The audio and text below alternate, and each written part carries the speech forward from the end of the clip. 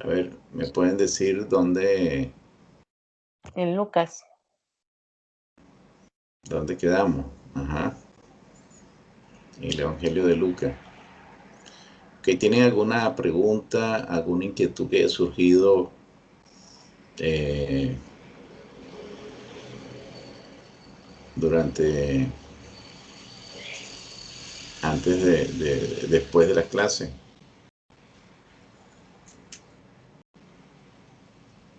Yo no, pastor. No. No, pastor, todo bien, gracias a Dios. Ujú. Muy bien, estábamos hablando del Evangelio de Lucas. Ajá. Y hablábamos un poco acerca de la fuente de Lucas. Y, y si le preguntamos ahora a Lucas quién es Jesús, pues la respuesta de Lucas, ya según su estilo, sigue siendo el mismo que tienen, el mismo propósito que tienen todos los evangelios, que es justamente que nosotros conozcamos que Jesucristo es el Hijo de Dios, es el Mesías, es el Salvador del mundo. En él se cumplen las promesas, las profecías dadas en el Antiguo Testamento. Y ese es el propósito fundamental que vamos a encontrar en todos los evangelios. En nuestro último evangelio, el Evangelio de Juan, podemos ver ahí el capítulo 1 de Juan. Y si nosotros le preguntáramos a Juan quién es Jesucristo, pues él también nos daría una respuesta, ¿verdad? Solo que Juan hace un uso, tiene un estilo distinto. ¿Sería tan amable alguno de ustedes de leer el capítulo 1 de Juan? Podríamos leer hasta el versículo 18, por favor.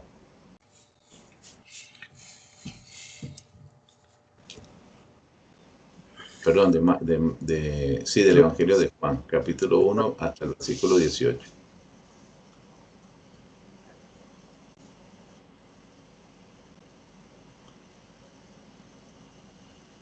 En el principio era el Verbo, y el Verbo era con Dios, y el Verbo era Dios. Este era en el principio con Dios. Todas las cosas por él fueron hechas, y sin él nada de lo que ha sido hecho fue hecho. En él estaba la vida, y la vida era la luz de los hombres. La luz en las tinieblas resplandece, y las tinieblas no prevalecieron contra ella. Hubo un hombre enviado de Dios, el cual se llamaba Juan. Este vino por testimonio para que diese testimonio de la luz, a fin de que todos creyesen por él. No era él la luz, sino para que diese testimonio de la luz. Aquella luz verdadera que alumbra a todo hombre venía a este mundo. En el mundo estaba, y el mundo por él fue hecho, pero el mundo no le conoció. No le conoció. A lo suyo vino, y los suyos no le recibieron. Mas a todos los que le recibieron, a los que creen en su nombre, les dio potestad de ser hechos hijos de Dios, los cuales no son engendrados de sangre, ni de voluntad de carne, ni de voluntad de varón, sino de Dios. Y aquel Verbo fue hecho carne, y habitó entre nosotros, y vimos su gloria, gloria como del unigénito del Padre, lleno de gracia y de verdad. Juan dio testimonio de él y clamó diciendo: Este es de quien yo decía, el que viene después de mí es antes de mí, porque era primero que yo. Porque de Jesucristo tomamos todos gracia sobre gracia. La ley por medio de Moisés fue dada, pero la gracia y la verdad vinieron por medio de Jesucristo. A Dios nadie le vio jamás. El unigénito Hijo que está en el seno del Padre, Él le ha dado a conocer.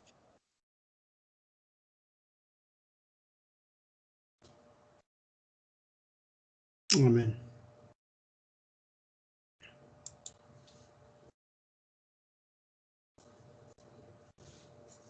No se escucha, pastor.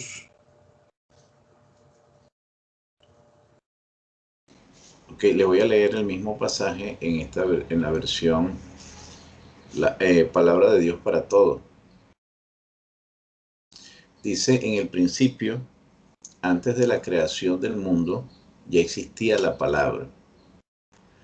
La palabra estaba con Dios y era Dios. Estaba ahí con Dios en el comienzo.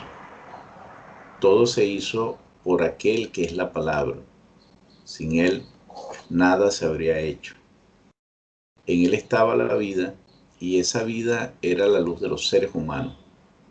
La luz brilla en la oscuridad, y la oscuridad no ha podido contra ella. Hubo un hombre enviado por Dios que se llamaba Juan. Él vino a dar testimonio de la luz, para que todos los seres humanos pudieran creer. Juan no era la luz. Él solo vino a dar testimonio de la luz. La luz verdadera que ilumina a todo ser humano entraba en el mundo. El que es la palabra ya estaba en el mundo. Él creó el mundo, pero el mundo no le reconoció. Vino al mundo que le pertenecía, pero su propia gente no lo aceptó. Pero a los que lo aceptaron y creyeron en él, les dio el derecho de ser hijos de Dios. Son hijos de Dios, pero no por nacimiento físico. No tiene que ver con ningún acto ni deseo humano. Son hijos suyos porque Dios así lo quiere. La palabra se hizo hombre y vivió entre nosotros, y llenó de generoso amor y verdad. Vimos su esplendor, ese esplendor que pertenece al Hijo único del Padre. Juan dio testimonio de él diciendo abiertamente a la gente, este es el que yo les hablaba, era de él que les decía, el que va a venir después de mí es más importante que yo porque existía antes que yo. Todos hemos participado de su perfección y recibido generosamente bendición tras bendición. Dios dio la ley por medio de Moisés, pero el generoso amor y la verdad llegaron por medio de Jesucristo. Nadie ha visto jamás a Dios, pero el Hijo único, quien Él mismo es Dios, nos lo ha dado a conocer. Él está lo más cercano al Padre. Esta es la versión, la Biblia para todo. Perdón, palabra de Dios para todo. ¿Qué notamos en esta introducción, en esta presentación que hace Juan? Fíjense que si nosotros vamos, si vamos rápidamente al Génesis, a la creación,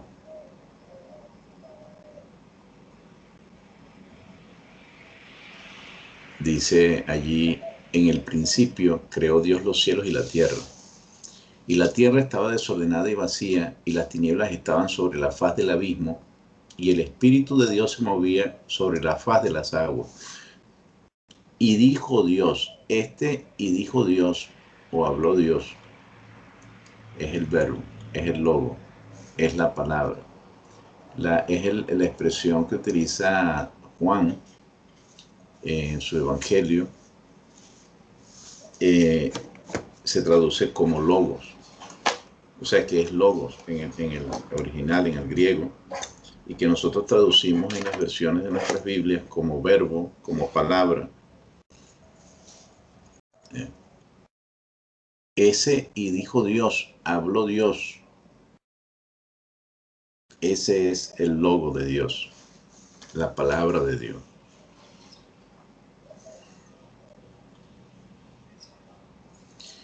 Por eso dice que la palabra, y fue por medio de la palabra que Él creó todo lo que existe, por su sola palabra.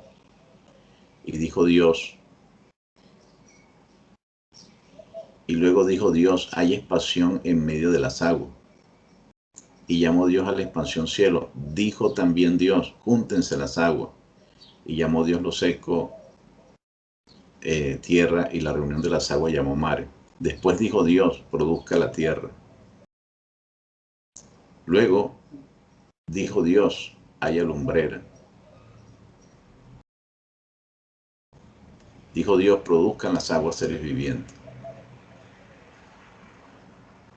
Luego dijo Dios, produzca la tierra seres vivientes. Entonces dijo Dios, hagamos al hombre.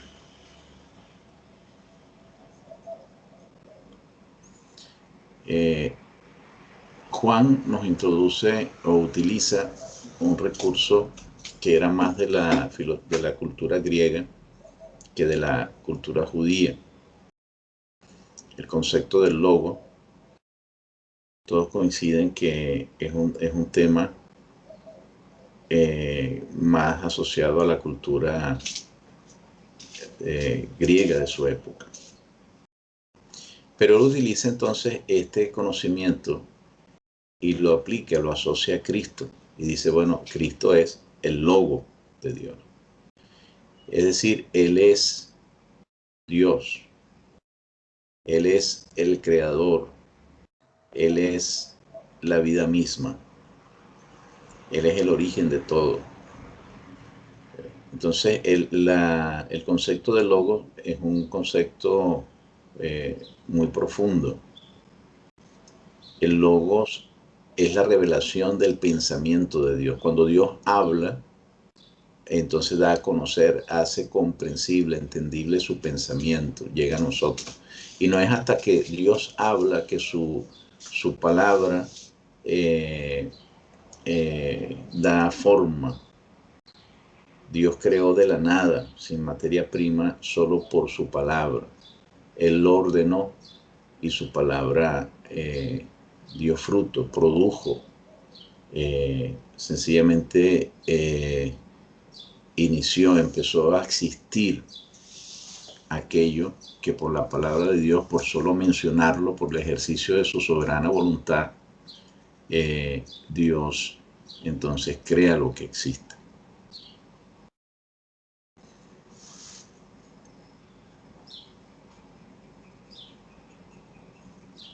Ese logos de Dios es el que se hace carne, el que además en él, por supuesto, está la vida, en él está la luz, hablando en el sentido absoluto, ¿verdad?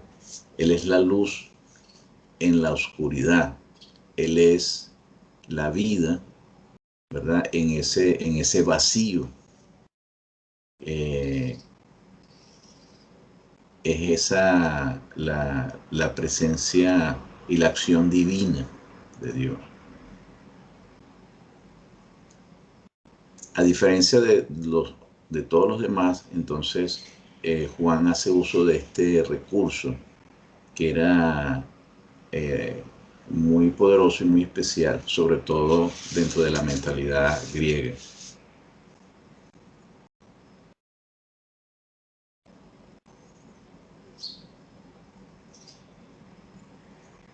Más adelante entonces encontramos la relación que hace, siguiendo el argumento de otros evangelistas, ¿verdad? La asociación que hace Juan con Juan el Bautista. Juan el Bautista, que para los judíos era indudablemente un profeta de Dios, alguien de reconocida autoridad, no solamente por los judíos, también por las autoridades políticas de su entorno. Todos veían en Juan un hombre de autoridad, de una elevada moral, consagración. Y Juan es quien entonces introduce o presenta a Jesús. Él es el que viene a preparar el camino, y él es el que señala justamente al Mesías, al Cordero de Dios, al Hijo de Dios.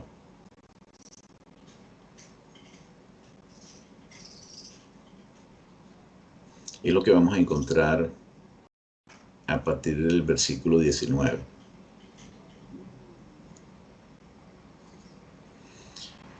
Dice, ¿quién eres tú? Y Juan respondió sin titubear y sin ocultar la verdad, yo no soy el Mesías. También le preguntaron, entonces, ¿quién eres? ¿Eres Elías? Juan respondió, no lo soy. ¿Eres tú el profeta? Él contestó, no. Entonces le dijeron, ¿quién eres tú? Dínoslo y así podremos llevar alguna respuesta a los que nos enviaron. ¿Qué dices sobre ti mismo? Y él dijo, yo soy el que grita en el desierto, enderecen el camino para el Señor, como dijo el profeta Isaías. Entonces él se presenta a sí mismo como aquel que fue anunciado, que fue profetizado para preparar el camino del Señor y presentarnos a Jesús.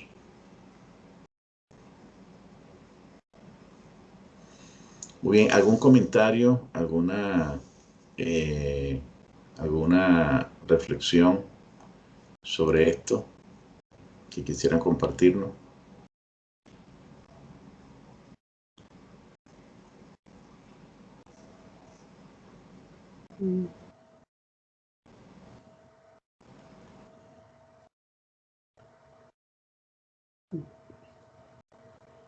No, pastor, de mi parte no. Creo que está todo muy claro. Tampoco. Pastor, nada más un comentario. Sí. ¿Sería apropiado darle a Jesús el título de creador también él? A Jesucristo el creador. Por lo que está escribiendo Juan. Sí, es que este es un tema sumamente interesante y complejo, ¿verdad? Porque nosotros tenemos en la Escritura, en los Evangelios, en el Nuevo Testamento, especialmente en el Nuevo Testamento, algunos claros señalamientos acerca de Jesús como creador. Él participa en la creación. De hecho, dice que sin Él, nada de lo que fue hecho, nada de lo que existe, fue hecho, ¿verdad? Entonces,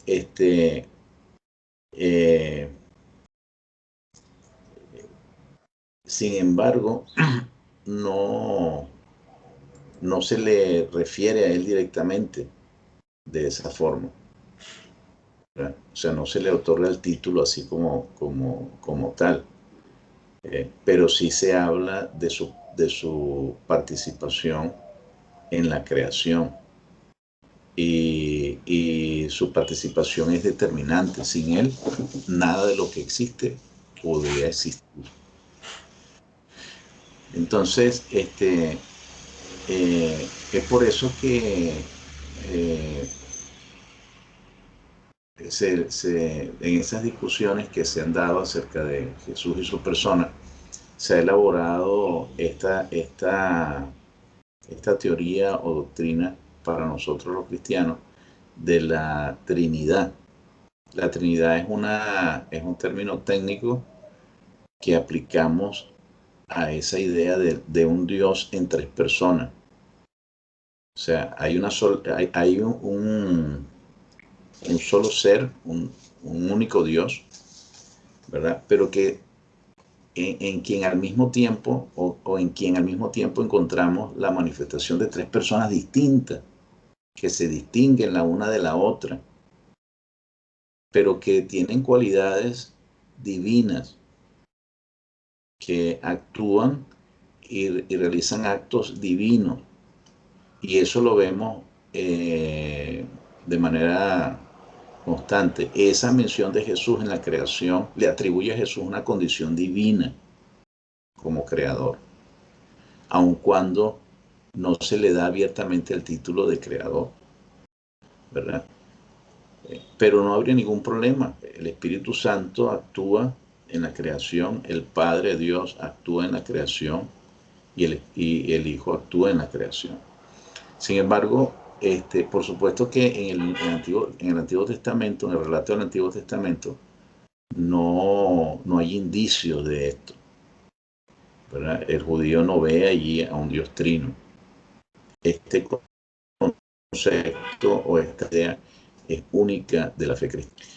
Quizás no es la mejor forma que tenemos de describir este fenómeno, por decirlo de alguna manera, esta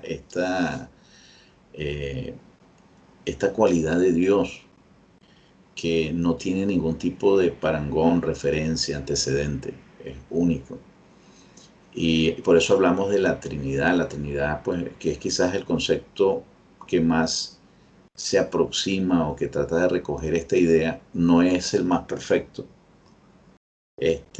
Necesariamente es muy difícil conseguir o tratar de buscar el término más adecuado, pero ha sido el más aceptado, ¿verdad? O sea, la idea de la divinidad de Cristo para nosotros los cristianos no tiene cuestionamiento. La divinidad del Espíritu no tiene cuestionamiento. La divinidad de Dios, por supuesto, que tampoco tiene cuestionamiento. No hay, no son, son fundamentales en nuestra fe cristiana. ¿Sí me explico? Pero explicar este fenómeno, esto no es fácil. No, la mejor propuesta que tenemos es esta, la Trinidad en Dios. ¿Ok? Entonces,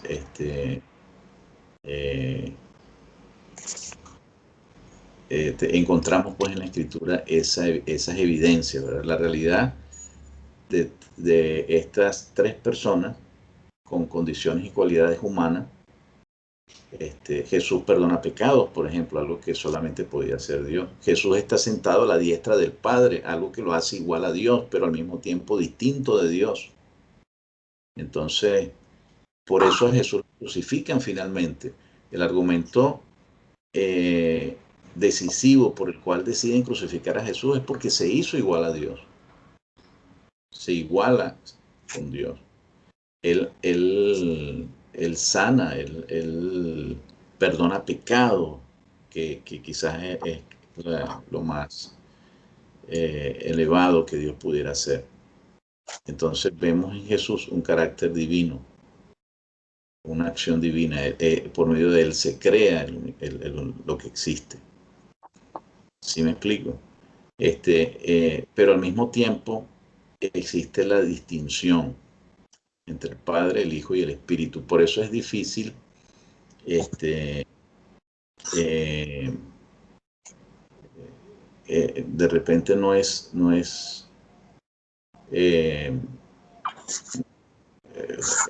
fácil aplicar estos títulos completamente, ¿verdad? Pero sí los vemos, o sea, no es fácil porque hay una distinción de las personas, pero se nos hace mucho más sencillo cuando vemos el carácter de estas personas. No sé si me explico, es una situación complicada, pero...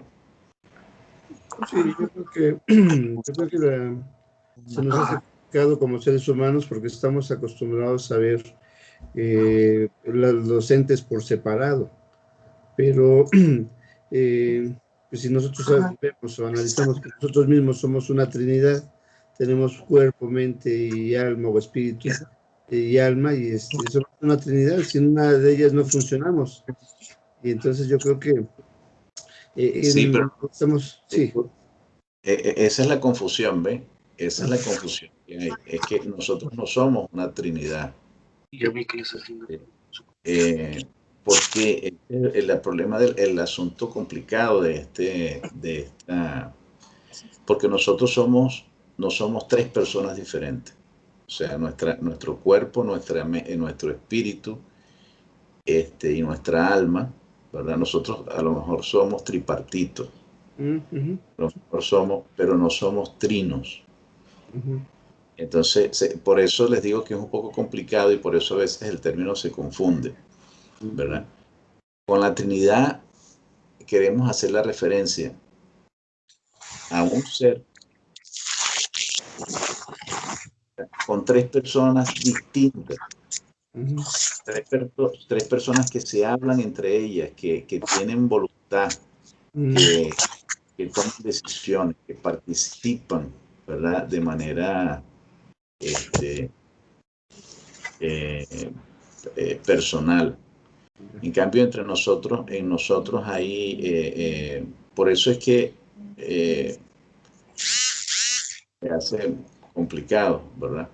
No, nosotros, de repente yo puedo decir, bueno, yo soy en los roles, yo tengo un rol de papá, un rol de hijo y un rol de abuelo, puedo decir, ¿verdad?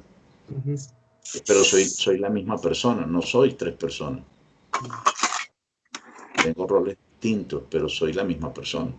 En el caso de Dios, no. En el caso de Dios hay tres personas distintas. No sé si me explico. Sí, pastor, sí, sí, muy claro. Entonces, por eso no es tan sencillo realmente como parece, ¿verdad? Esto es un misterio que nuestra mente no ha logrado precisar. Está la idea ahí en la Escritura, en el Nuevo Testamento. Está allí. No se niega la divinidad de ninguno de ellos, pero al mismo tiempo se hace una distinción de cada uno.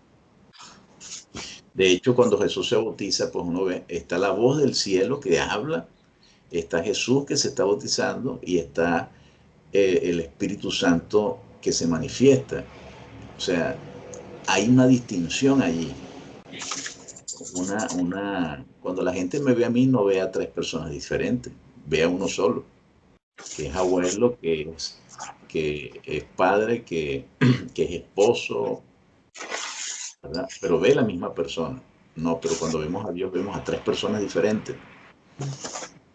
Al Padre, al Hijo y al Espíritu. Y esto es un misterio que está presente en el Evangelio, en los Evangelios, en el Nuevo Testamento, que nosotros creemos como cristianos, compartimos esa doctrina, ¿verdad? Pero que no es algo realmente sencillo de explicar, ¿verdad? Entonces, no es sencillo, ¿verdad? Quizás la figura del triángulo, dice, bueno, tienes un triángulo, un solo triángulo, pero el triángulo tiene al mismo tiempo, eh, tiene tres ángulos, ¿verdad? Son idénticos, pero son diferentes al mismo tiempo. Y los tres forman, quizás esa figura nos ayuda a ver, es que coexisten en el ser de Dios estas tres personas distintas. Y claro, se nos crea un conflicto porque algunos hablan eh, nos, debaten, ¿verdad? O argumentan contra esta, pero es una idea que encontramos presente en el Antiguo Testamento, ¿verdad? En el Nuevo Testamento no hay una categorización de esto, y nosotros hemos tratado la mejor forma en que esto lo hemos tratado de explicar tiene que ver con la idea de la Trinidad. Entonces, bueno, discúlpenme si les confundo más. No, pastor. Pero No, pastor, incluso si me permite un comentario más.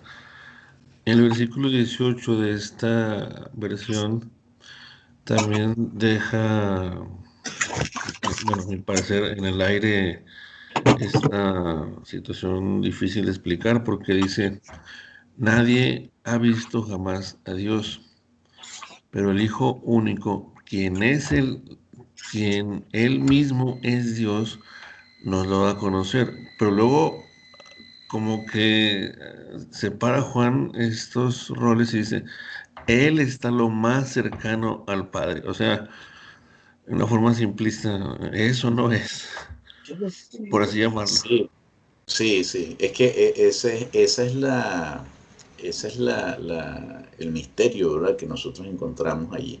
Porque fíjate, es que a Dios, Moisés, que fue el que estuvo más cerca, no pudo verlo, porque Dios mismo le dice a Moisés que no hay hombre que me vea y viva, le dice. Y le mostró sus espaldas, ¿verdad? Entonces, la gloria de Dios, la grandeza de Dios, el rostro de Dios, bueno, es algo que no podríamos nosotros soportar, ¿verdad? Entonces, sin embargo, Él se da a conocer a través de su Hijo, quien ha estado en su presencia y sí ha soportado estar en su presencia. Es decir, él ha estado con Dios y ha estado en el nivel más íntimo con Dios.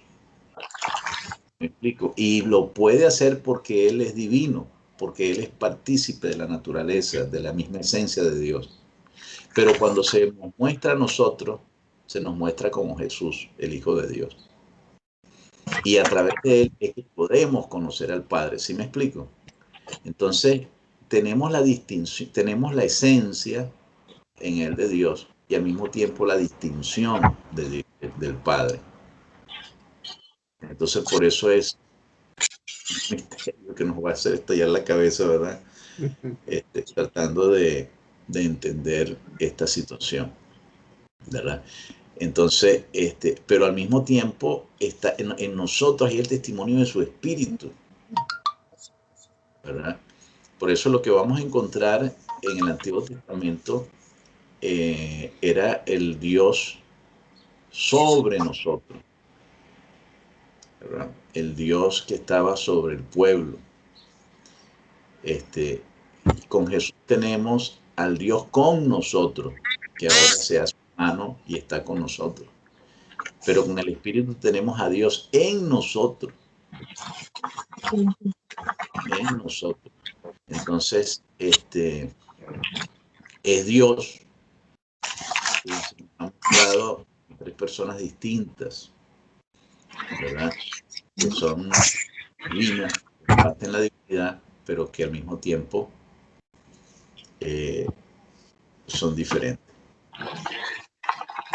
Entonces es un tema bien complicado. Sí, no sé si hay algún otro comentario sobre esto. Sí, ayer estaba yo leyendo que Dios se reveló progresivamente o acumulativamente. Así, en el Antiguo Testamento fue revelándose poco a poco.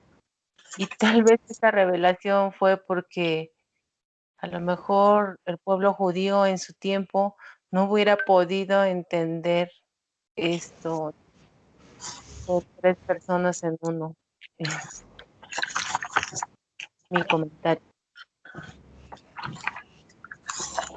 Sí, bueno, no solamente el pueblo judío, ¿verdad? El pueblo judío es solamente el pueblo judío es un símbolo de la bondad y la misericordia de Dios. El asunto es que ningún ser humano hubiese podido recibir esta revelación de Dios plenamente y mantenerse estable, cuerdo, ¿verdad? Entonces, sí, la revelación de Dios es progresiva para todos nosotros, no solamente para la humanidad, sino también lo ha sido para ti. Nosotros no hemos llegado a ver a Dios completamente como Él es. Hemos ido teniendo destellos de Dios y con el tiempo hemos venido ampliando nuestro conocimiento de Dios, nuestra relación y nuestro contacto con Él nos ha ido permitiendo descubrirle, ¿verdad? Dios se va mostrando según su propósito y según su voluntad, ¿verdad? Entonces, no todos nosotros le conocemos de la misma forma, de la misma manera, en la misma intensidad, ¿verdad? El apóstol Pablo decía, mira, hay cosas que yo no sé si fue en la carne o fue en el espíritu. que Dios me permitió vivir. Cosas que Él vivió o experimentó que no nos compartió. Cosas que Dios les mostró y Él dice, bueno, de esas me voy a gloriar, ¿verdad? Lo cierto es que en esa relación, en esa comunión con Dios, Él llegó a conocerle en forma, en manera que no nos describió. Pero Él vivió situaciones muy especiales, ¿sí? Momentos muy especiales en su comunión con Dios, de cómo llegó a conocerle, las cosas que Dios llegó a... Él dice que cosas que ojo no vio ni ha subido la imaginación, o sea, Dios les mostró cosas a él, ¿verdad? Que son las que Dios tiene preparadas para los creyentes y que él menciona ahí, pero no especifica qué cosas. Él hace una descripción que vamos a ver más adelante en otras de las epístolas, en muchas de sus epístolas, de, bueno, de la gloria de Dios que Él ha preparado y que va a compartir con nosotros, ¿verdad? Pero realmente Dios es infinito.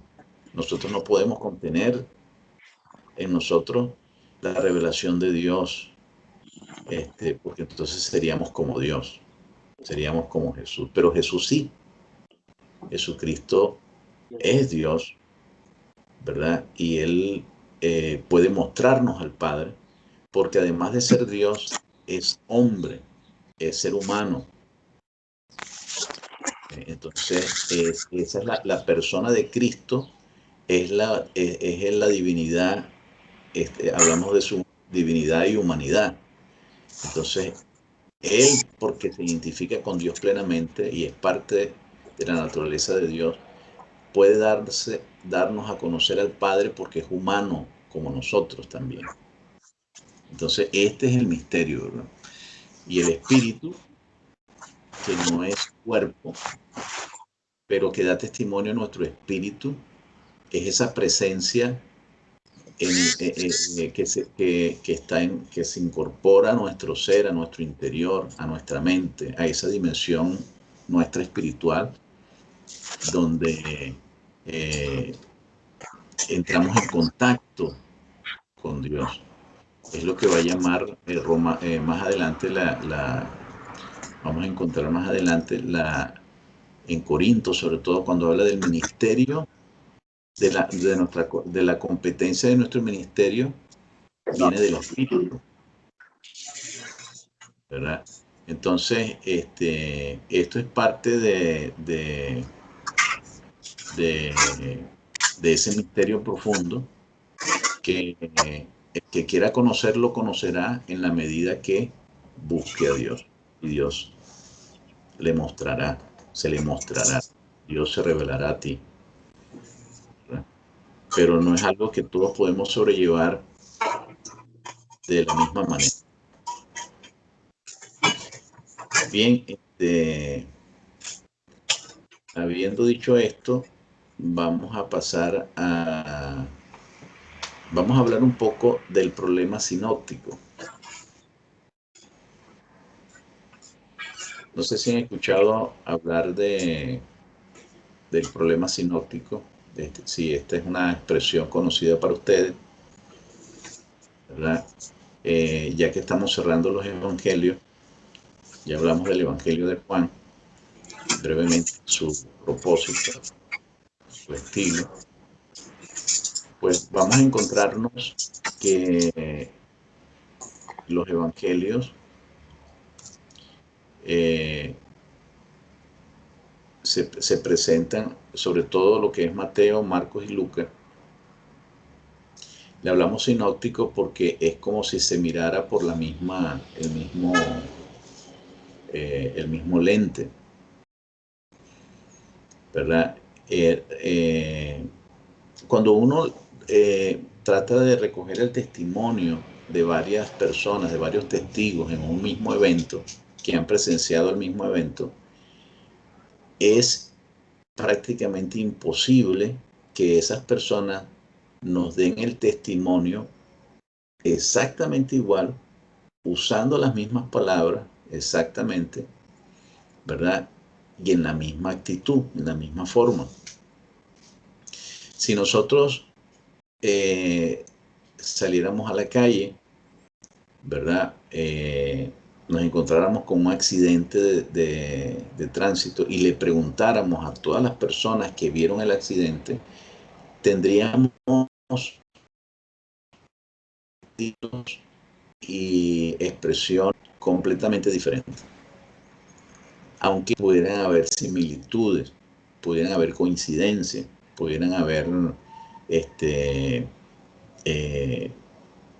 pudiera existir una misma percepción de lo que sucedió.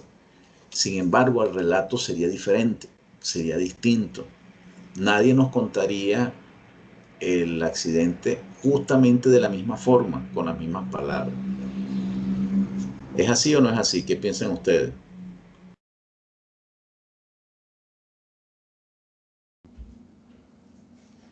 Sí, bueno, usando esta analogía del accidente, incluso viéndolo desde ángulos diferentes, la historia es diferente también, porque uno va a ver un ángulo donde se ve de una forma el choque, el otro va a ver el mismo choque, pero al verlo desde otro ángulo, le va a poner otros elementos que el otro no vio. Entonces, puede ser por ahí digo, ven lo mismo, pero lo describen de forma diferente. Así es. Si yo les preguntara a ustedes, a ver, coméntenme cada uno de ustedes lo que yo les he compartido en la clase, ninguno de ustedes usaría exactamente las mismas palabras que yo utilicé,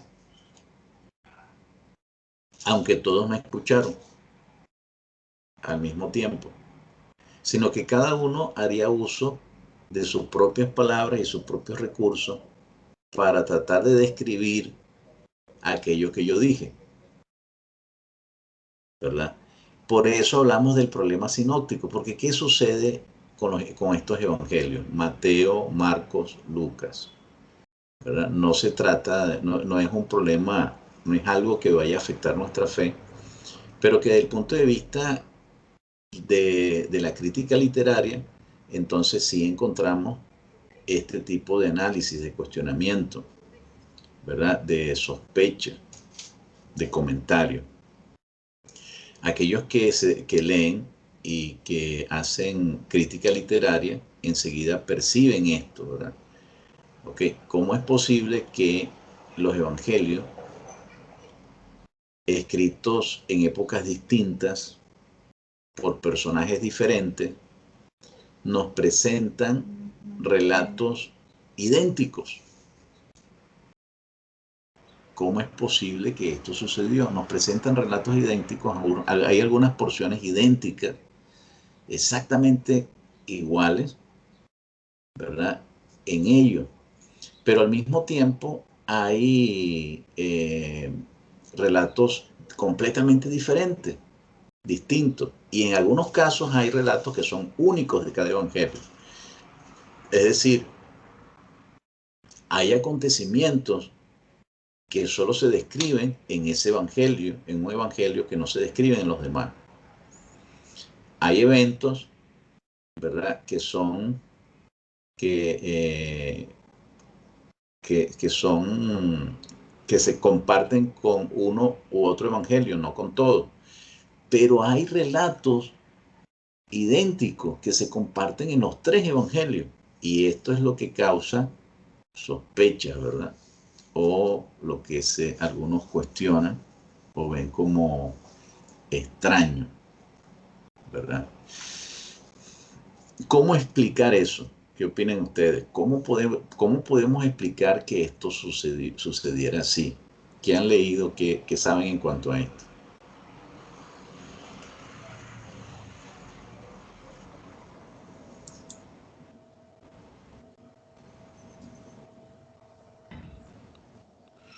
Bueno, Pues yo creo, en mi caso, ay, perdón, adelante, Memo, adelante. perdón.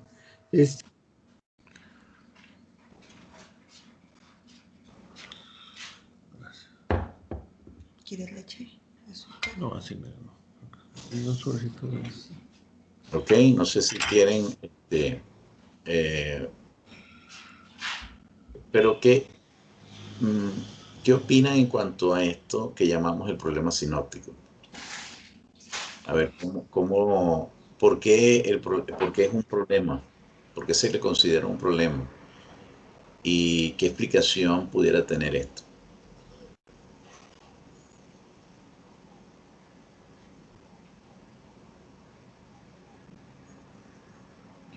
¿Cómo es posible que tengamos estos relatos idénticos entre autores de épocas distintas? Y tengamos, hay lo que se llama el material común a todos, ¿verdad? El material común a algunos y el material propio. O sea, hay relatos que son comunes a todos estos evangelios.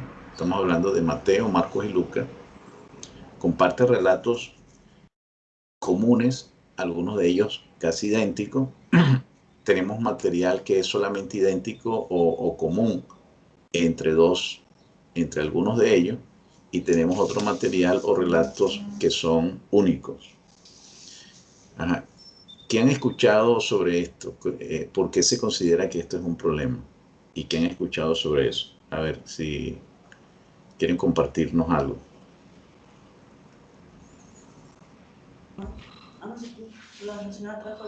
Bueno, yo he de confesar que hasta que nos mencionó el término la semana pasada, como tal, el problema sinóptico, hay una variedad enorme de escritos al respecto, de tesis o de ideas, pero yo lo que veo es, desde un punto de vista muy personal, es Mateo pues fue alguien que caminó con Jesús. Marcos se dice que fue Pedro quien, o al menos es lo que se cree, que fue el apóstol Pedro quien estuvo compartiéndole a Marcos estas experiencias con Jesús. Lucas es un caso también muy especial por su rol como investigador, y sin embargo es el que aporta, da elementos que los otros dos no tienen, como lo decía la semana pasada, el caso de la posible entrevista con María y todo esto. Y bueno, Juan pues es un punto y aparte. Me parece, no sé si entendí bien, pastor, si la cuestión va hacia el origen, o sea, cómo relatan esas historias que son en común, que se pueden armonizar, que se pueden empatar.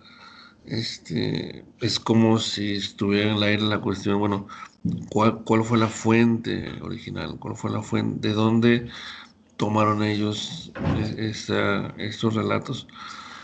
Hay no sé si sería bueno decirlo así, el factor del Espíritu Santo, o sea, la revelación que el Espíritu les dio después para recordar hechos, palabras y momentos con Jesús.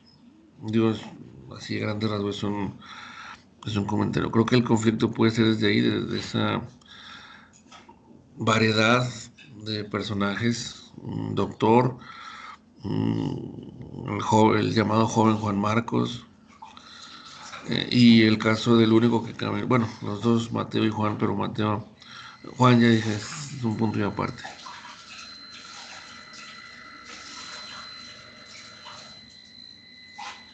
¿Alguna otra opinión, comentario?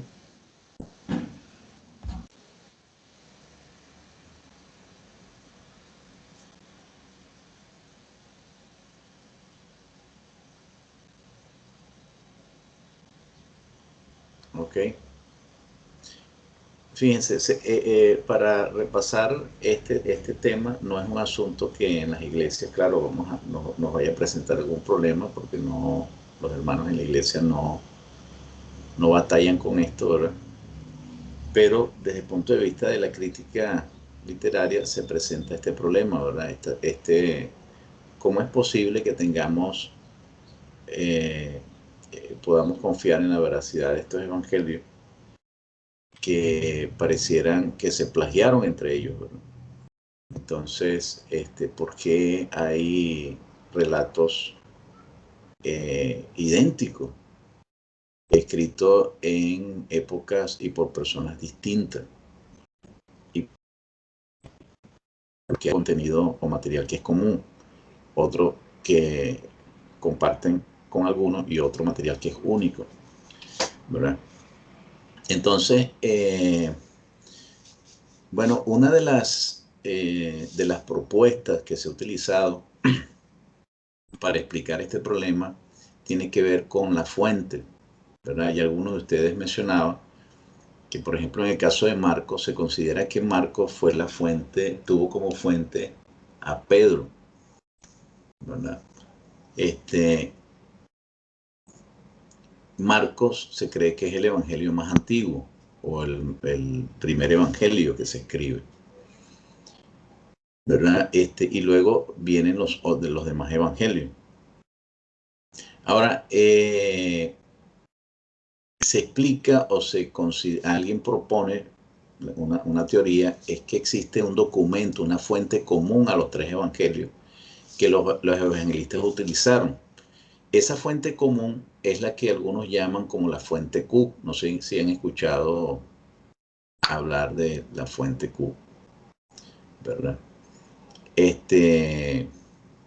Esa fuente Q, alguien pues le puso ese nombre, ¿verdad? Que es decir, una fuente, un material al cual tuvieron acceso estos evangelistas y que sirvió como fuente común a todos ellos. Se llama la fuente Q porque es la fuente común. Dentro al momento de hacer su trabajo de investigación y recopilar el material para los evangelios, los tres tuvieron acceso a la misma fuente. Y por eso hay relatos idénticos, ¿verdad? No es una teoría, ¿verdad? No es no es algo completamente contundente, ¿verdad? Pero es solamente una propuesta, una idea que pareciera razonable, ¿verdad? Esa es una. La otra propuesta, la otra teoría, ¿verdad? Es que en realidad la fuente común, por decirlo de alguna forma, no fue tanto un documento, sino fue la tradición oral. ¿Qué significa? Bueno, que los evangelios también en su época, en su momento, cada uno de estos evangelistas,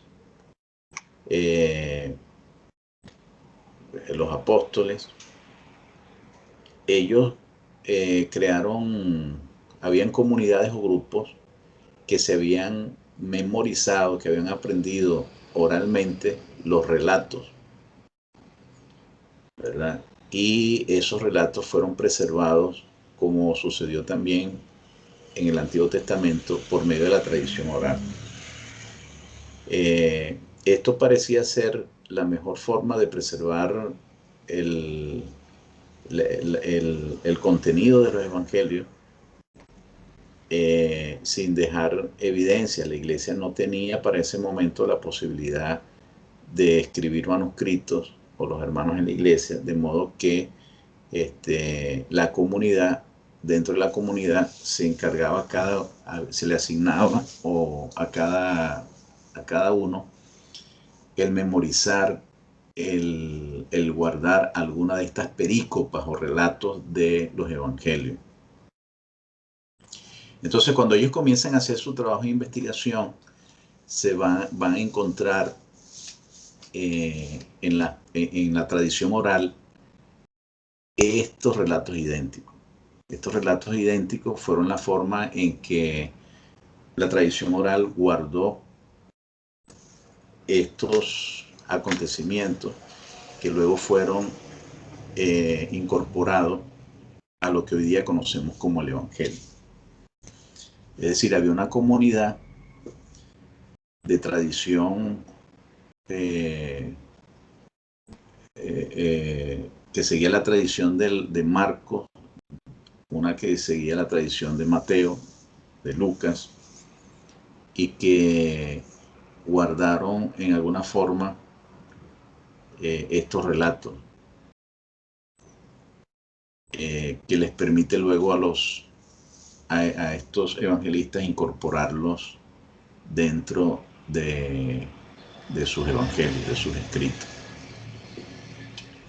Ok, esta es hasta al día de hoy una de las propuestas que pareciera tener mayor fuerza, que estaría más acorde con la evidencia histórica que se tiene, ¿verdad? El problema sinóptico entonces se presenta porque la fuente de la cual toman estos evangelistas sobre estos relatos es la tradición oral. Era lo que comúnmente la iglesia guardaba y transmitía de generación en generación a través de la palabra, y de esa forma se preservó hasta que lo recopilaron luego en los evangelios que hoy conocemos. Ok, ¿alguna pregunta? ¿Qué opina sobre estas dos teorías? ¿Cuál le parece a usted más adecuada?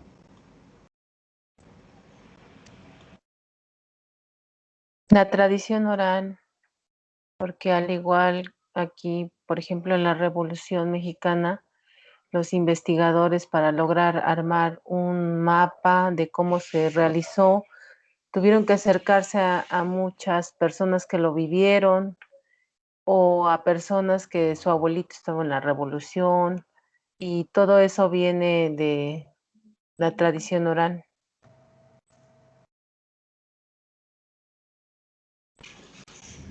Muy bien. Bueno, esto más que todo para nuestro consumo, para nuestro conocimiento y cultura general, ¿verdad? Y por supuesto, es un tema importante dentro del estudio de los evangelios. Bien, de este modo entonces cerramos el estudio de los evangelios y entramos al estudio de las epístolas. No sé si hay algún comentario sobre los evangelios antes de seguir adelante. ¿Cómo ven? ¿Cómo se sienten? ¿Están animados o están motivados o Sí, muy motivados.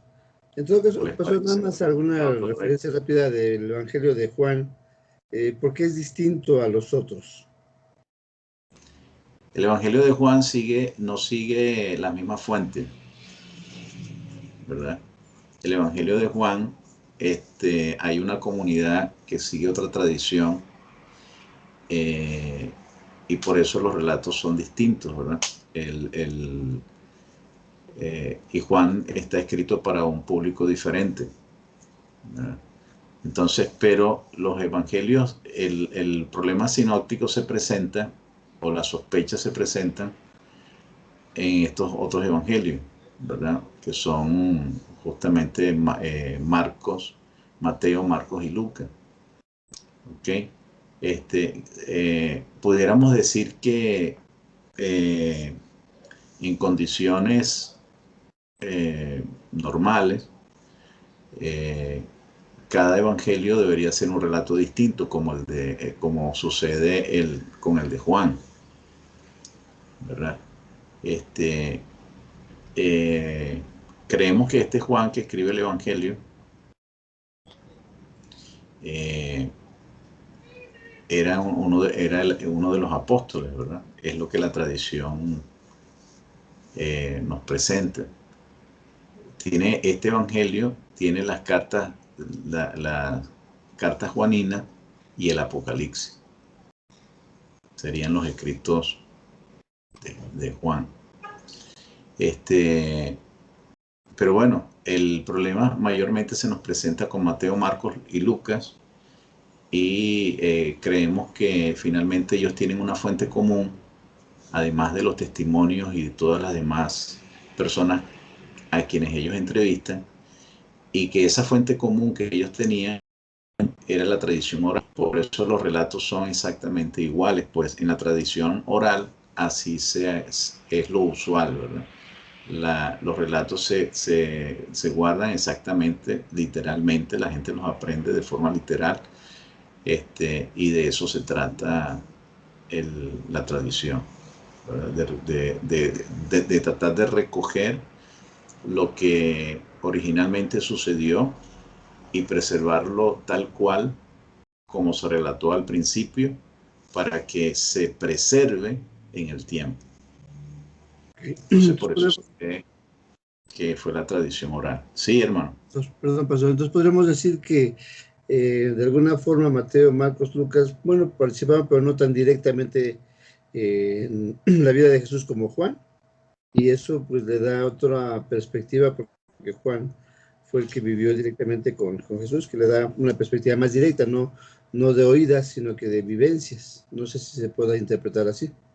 Sí, sí. El asunto está aquí, que en quién escribe, ¿verdad? Por supuesto, si es uno de los apóstoles, ahí él es testigo directo de muchas situaciones, ¿verdad?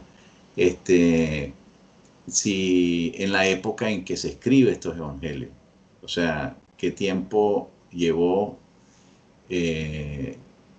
desde los acontecimientos originalmente al momento en que se escribe, ¿verdad? Por supuesto, todos ellos de alguna forma van a tomar de sus experiencias, de lo que han escuchado, y también van a tomar de la tradición oral, ¿ok?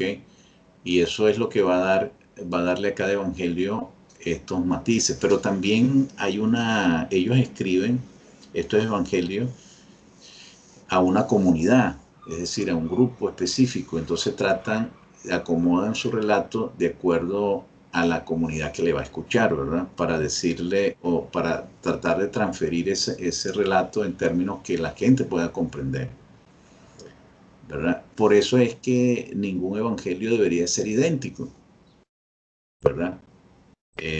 Pero entendemos que en el caso de Mateo, Marcos y Lucas, es decir, pueden señalar los mismos eventos, pero no en la misma forma, ¿verdad?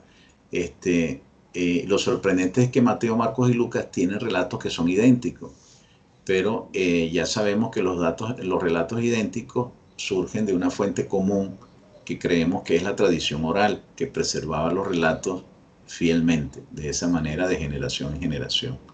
Para el momento en que se escribe, en que esta comunidad que seguía Mateo, que seguía Marcos, que seguía Lucas, que seguía Juan, cuando ellos recopilan todas estas evidencias, se transcriben, entonces se recogen aquello que es propio de sus autores, pero también se recoge aquello que es propio de la tradición oral, de lo que la comunidad preservaba como relato. Entonces esa es más o menos la propuesta o la explicación o la que encontramos, ¿verdad? Por supuesto, ninguna de estas, no tenemos evidencia concreta, ¿verdad?, de la tradición oral. O sea, no tenemos un audio de alguien que agarramos en la época y lo grabamos, ¿verdad? Eso no existe, pero sí sabemos que la tradición oral existía y era una estrategia o herramienta que se utilizaba con estos fines, ¿verdad? Sí tenemos evidencia de que la tradición oral existía y era fuerte en su momento. Sí, pastor, gracias. Muy bien, entonces si quieren nos tomamos un receso de unos minutos y seguimos con las epístolas. ¿Qué les parece? ¿Quieren a ver si unos 10 minutos para que vayan a echarse su taco, su arepa? Por ahí está Sósimo, el pastor Sósimo de Perú, me parece que Sí, este se conectó. Lo vi conectado. También Jefté también está conectado. Buenos días, Pastor Ah, Manuel. Todo bien, ah, todo ¿cómo bien. está? Bien, bien. Buenos días a Bueno, todos los hermanos. Buenos días, Pastor José. buenos días, bendiciones. Buenos días. bueno, vamos a Amén. tomarnos unos 10 minutos para un taco o una arepa, o un viento del caso, ¿verdad? Sí, Pastor, gracias. Gracias, pastor. Sí. 10 minutos y ya regresamos.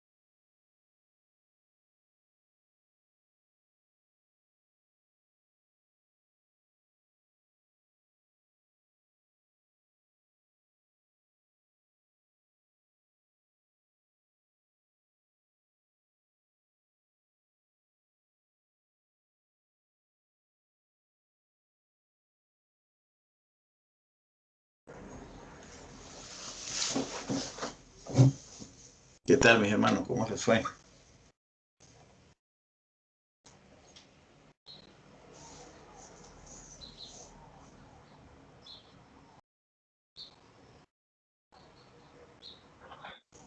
Bien, listos.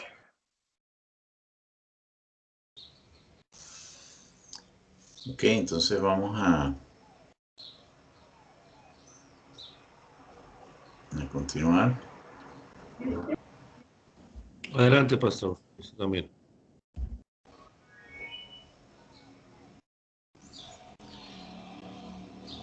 Muy bien, vamos con las epístolas entonces, Paulina.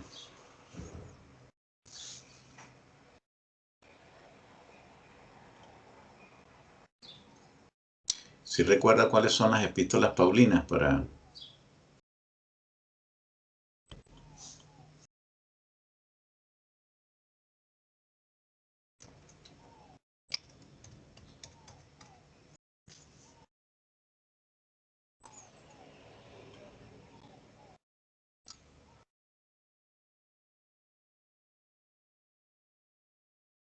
¿Sí me oyen?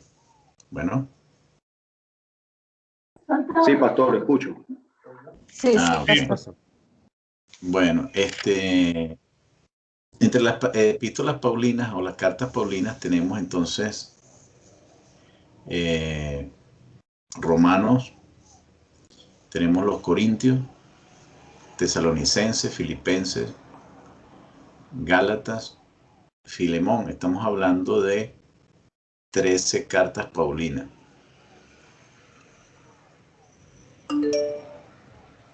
Estas cartas, las cartas de Pablo son sumamente valiosas, ¿verdad? Importantes para nuestra teología, para nuestra eclesiología y también para lo que sería el ministerio pastoral. Mucho de la doctrina de la iglesia se enriquece con las cartas del apóstol Pablo. Una vez que las iglesias locales se establecen, que va a ser parte el desempeño del ministerio del apóstol Pablo, en ir fundando o estableciendo pequeñas comunidades de fe o iglesias, congregaciones, que pudieran actuar como epicentros para la propagación del evangelio, para la integración de los nuevos creyentes, el discipulado. Una vez que él comienza a desarrollar estas estrategias, que se asemejan mucho a la estrategia de las sinagogas en el pueblo judío, ¿verdad? Las sinagogas en el Antiguo Testamento, en el pueblo de Israel, surgen a partir de Esdras, de la lectura que hace Esdras de las Escrituras. Entonces se establecen lugares o centros de estudio de las Escrituras en lugares apartados, ¿verdad? Que el pueblo de Israel se encontraba fuera de Jerusalén. No podían por la distancia venir al templo, pero donde quiera que ellos se encontraran en el mundo esparcido, podían crear estos espacios de estudio y de encuentro para leer las escrituras, repasar las escrituras. Entonces, el apóstol Pablo va a establecer estas comunidades también para la lectura de las escrituras, para el testimonio cristiano, el discipulado, para la adoración de los cristianos.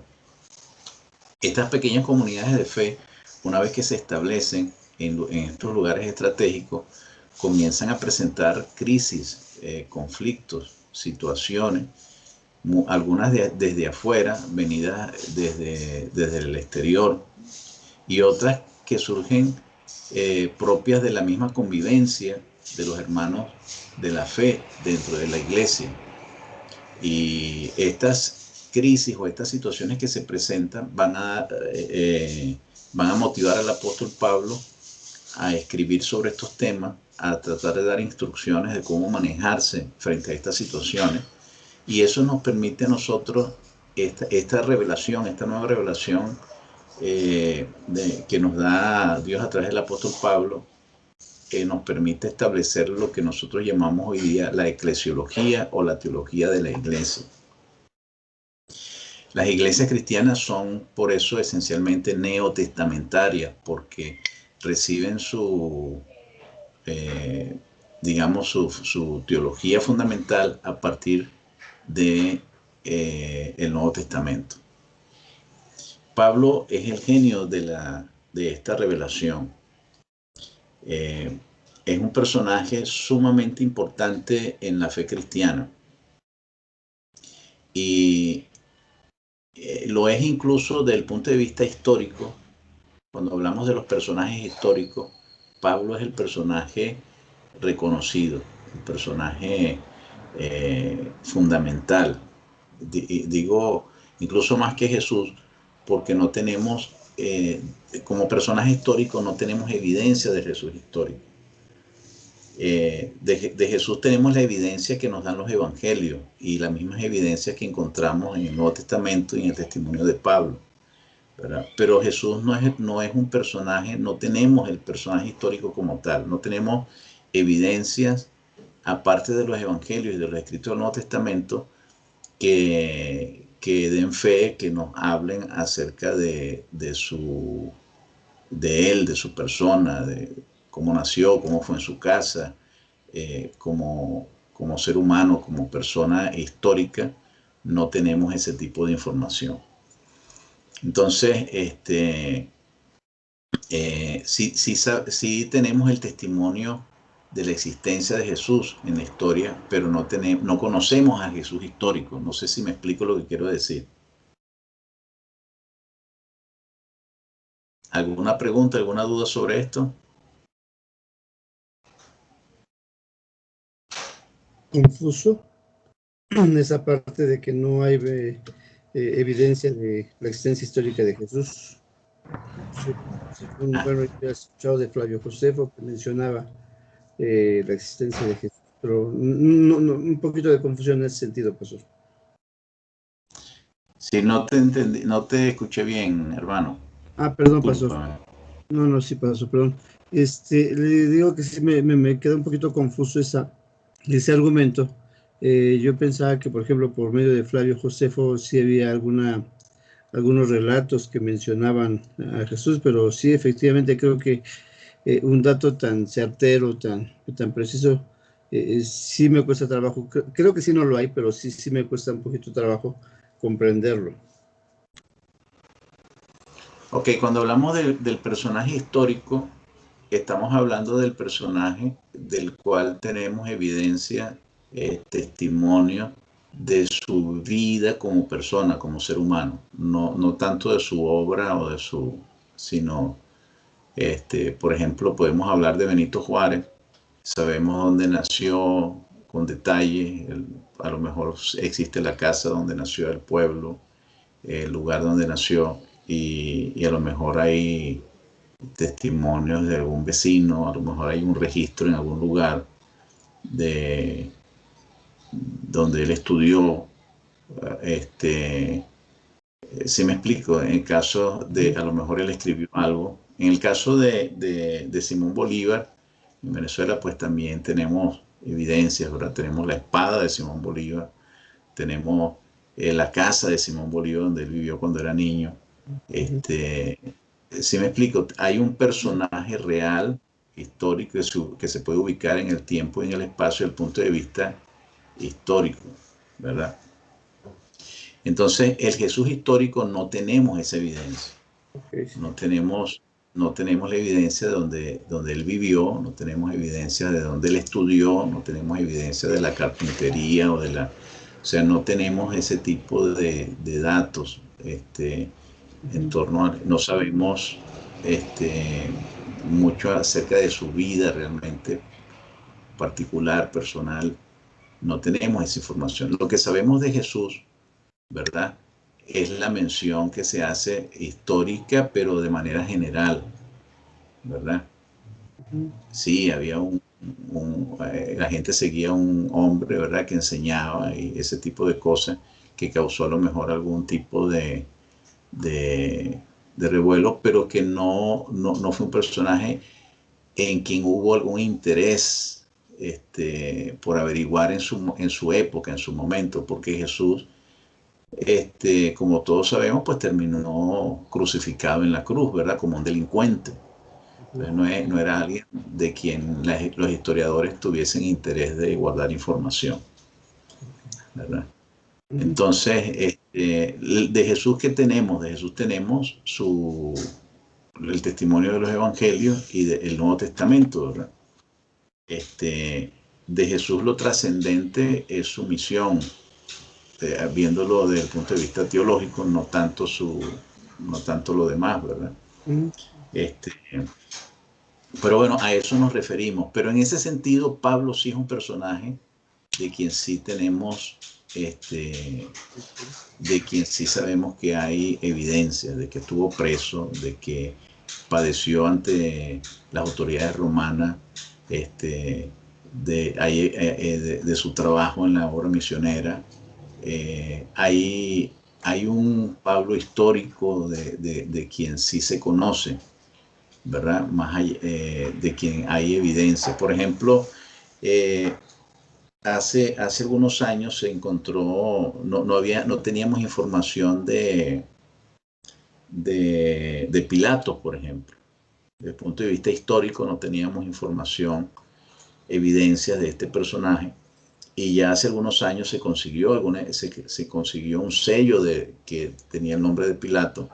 Entonces ya tenemos una evidencia sobre la existencia, que la historia, ¿verdad?, te presenta alguna evidencia muy cercana al personaje. ¿Sí me explico lo que quiero decir? Desde el punto de vista histórico, de las evidencias externas, más allá de la escritura, no tenemos evidencias tangibles que podamos mostrar. Sí, pastor. Muy claro. Por allí algunos hablan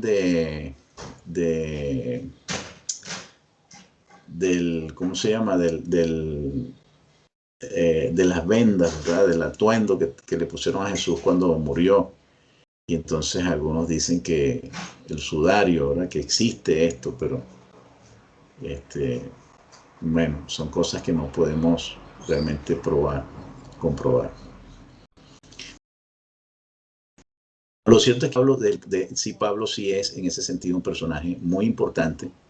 Es un personaje interesante porque recordemos que Pablo era un perseguidor de la iglesia, era una persona muy devota, muy preparada, muy instruida en la fe judía, y que tenía un celo muy grande por guardar esta fe, y él se confronta directamente, ve a los cristianos y acepta lo que en su época, de eso sí hay evidencia histórica, ¿verdad?, de este movimiento cristiano que surge en su época y que genera un caos, de alguna forma cierto revuelto, ¿verdad?, cierto revuelo dentro de la comunidad judía y más allá.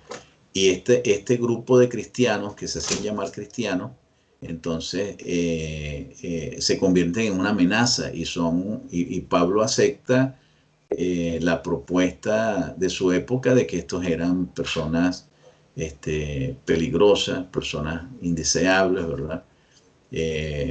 Personas que estaban atentando con la fe y prácticamente pues criminales. Algunos creían incluso que los cristianos eran caníbales porque comían la carne y el cuerpo de Jesús.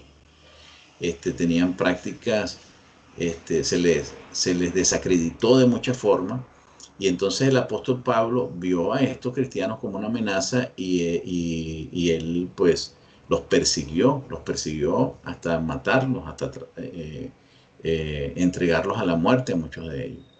En el libro de los Hechos encontramos la experiencia de Pablo con Esteban, ¿verdad? Una experiencia que algunos consideran fue muy dura, muy fuerte para el apóstol Pablo desde el punto de vista de conciencia, del testimonio, la actitud de Esteban de esperanza y la desesperanza de Saulo de Tarso frente a ese movimiento cristiano. Entonces tenemos aquí un personaje que existió evidentemente, que fue hostil al cristianismo, que lo persiguió, ¿verdad?, que se opuso rotundamente y que de repente, de pronto, vive una experiencia que lo transforma de manera radical. No solamente es una experiencia que lo aleja de aquellas prácticas criminales, de aquellas actitudes frente a los cristianos como seres humanos o como personas. No, es una experiencia que lo hace cristiano, lo convierte en cristiano. Y no solamente en un cristiano, él no se convierte solo en aquello a lo que él perseguía, sino que él se convierte en uno de los cristianos más devotos, más apasionados, más dedicados, y que más contribuyó con la expansión y la propagación del Evangelio. El apóstol Pablo tenía una pasión extraordinaria, increíble. En él pues hubo una manifestación indudablemente sobrenatural, ¿verdad? En ocasión se le consideró que estaba ya muerto, casi como muerto, y revive de aquella experiencia y sigue adelante de manera incansable. Su condición como judío celoso, su preparación en la ley, su condición como romano, como ciudadano romano, fueron elementos, factores que lo convirtieron en un instrumento, como bien dice la Escritura, un instrumento especial, muy poderoso, ¿verdad? Pablo testificó ante las autoridades, ante el César. Él llevó el evangelio, el cristianismo, que era una creencia que se consideraba una creencia insignificante en su época, llegó a ser escuchada, a ser considerada al más alto nivel, ¿verdad? Gracias a la fidelidad, a la dedicación, al ingenio, a la lealtad y a las condiciones de este obstinado personaje. Pablo era un personaje sumamente obstinado, casi que obsesivo o completamente obsesivo, ¿verdad? Dedicado, empeñado, decidido, que Dios usó de una manera extraordinaria. Pablo no solamente nos impresiona por su vida, sino por su ingenio, por su inteligencia, por la forma en que él desarrolla toda esta teología y todas estas instrucciones que son de un nivel teológico, filosófico profundo, elevado. La aportación que nos hace el apóstol Pablo y que encontramos nosotros y que para nosotros los cristianos es parte de la revelación de Dios, ¿verdad? Del mensaje de Dios para nosotros. Ok, entonces aquí tenemos a este personaje que escribe estas epístolas, ¿verdad? Tratando de darle entonces acompañamiento, cuidado y atención a las iglesias que él formó. Pablo se destaca entonces como apóstol, se destaca como misionero, ¿verdad? Se destaca como pastor de estas iglesias, se destaca como teólogo, pero sobre todo se destaca por su vida en el espíritu, por su vida espiritual. Su influencia es muy poderosa el día de hoy, ¿verdad? Sigue siendo un personaje muy influyente por su consagración y su dedicación a la iglesia. Entonces, tenemos ese contraste tremendo de este personaje. Un personaje que persigue la iglesia, que la cosa, y que de repente se convierte en uno de los apóstoles más dedicados y que más ha aportado a la fe que antiguamente perseguía.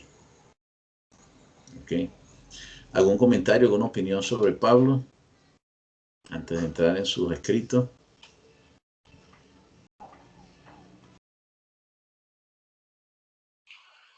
No.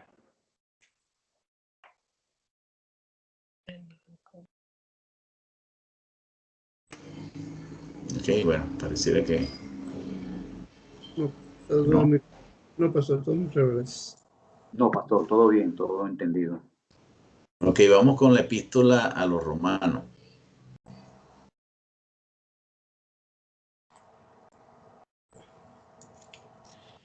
Esta epístola a los romanos, que se cree que Pablo le escribe, cuando le escribe, pues no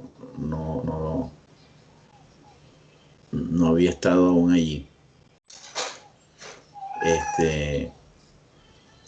Pablo escribe muchas de estas epístolas estando en prisión, en situaciones de extrema necesidad, en condiciones de padecimiento, de persecución.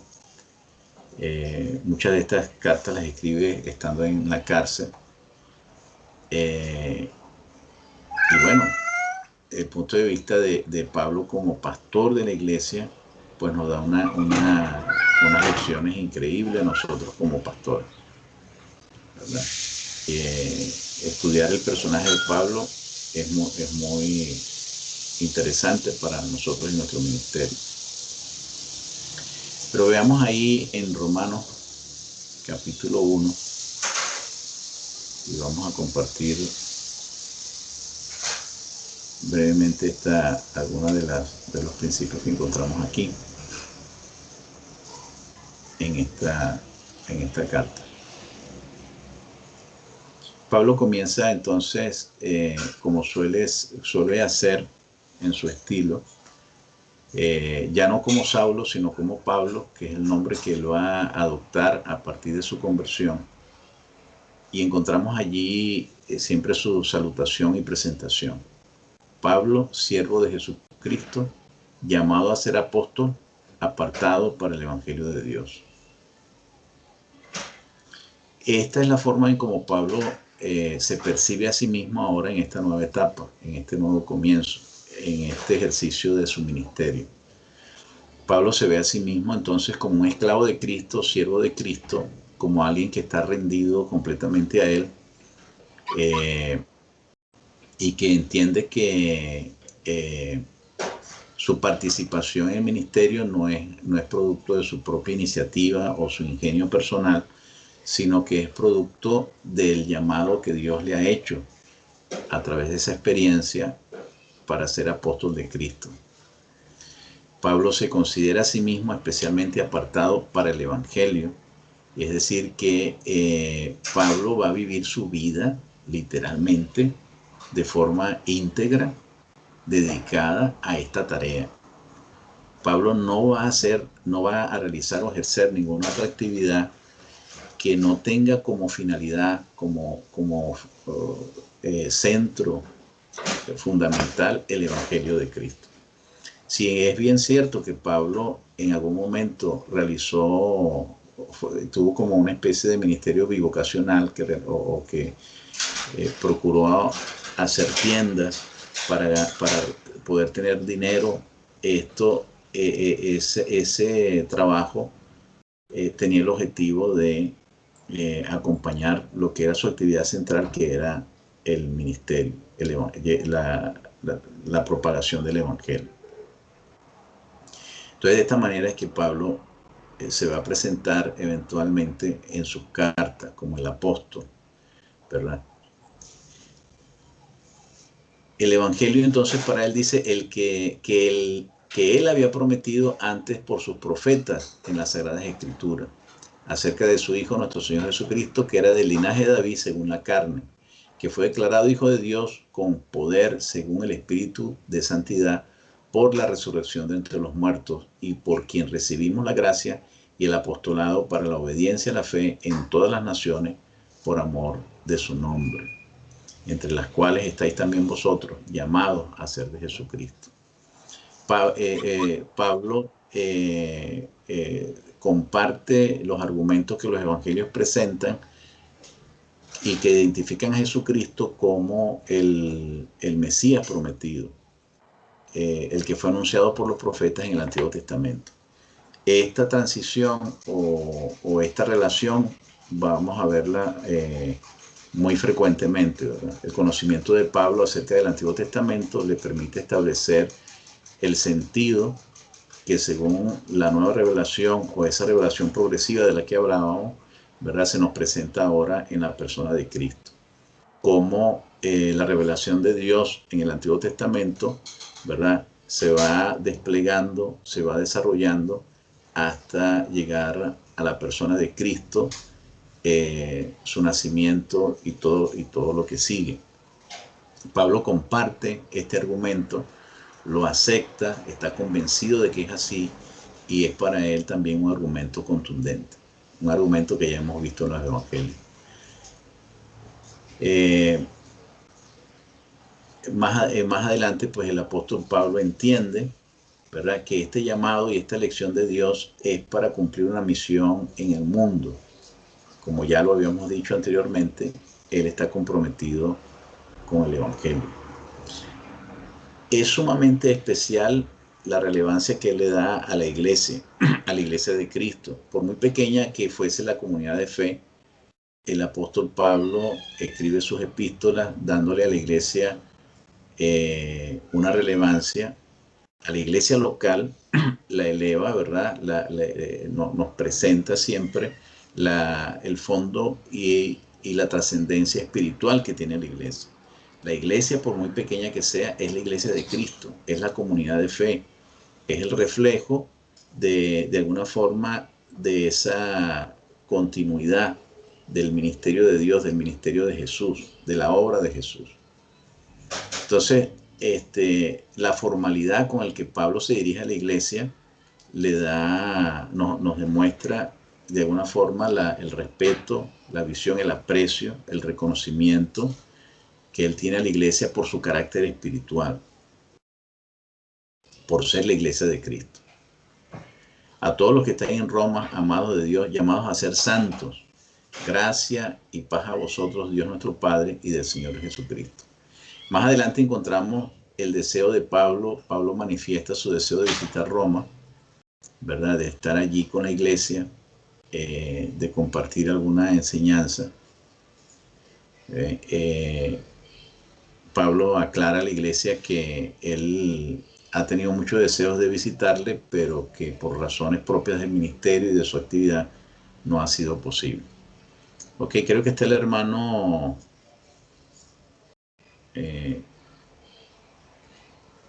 creo que Yecté quiere compartirnos algo. Adelante, Yecté. Sí, pastor. Bueno, quiero comentar lo siguiente. Es muy interesante lo que estamos viendo ahorita acerca de Pablo, pero a las 10 tenemos otra clase y el pastor Efraín ya nos está esperando. Perdón por interrumpirle, pastor. No, está bien, hermano. Bien, bueno, hasta aquí llegamos con nuestra clase del día de hoy. Discúlpenme que me metí mucho en el tema y se me fue el tiempo. Pero les agradezco que me lo hayan recordado. Continuamos entonces nuestra clase el próximo sábado. Oramos entonces, ¿verdad? Bendito Dios, te damos gracias por tu palabra y por el privilegio que tú nos das para profundizar en ella. Continúa obrando en nuestros corazones y afirmándonos cada día más. Te lo pedimos en el nombre de Jesús. Amén. Bien, que Dios le bendiga, mis hermanos. Muchas gracias, pastor. Dios bendiga. Buen día a todos. Amén. Igualmente, pastor. Muchísimas gracias. Gracias.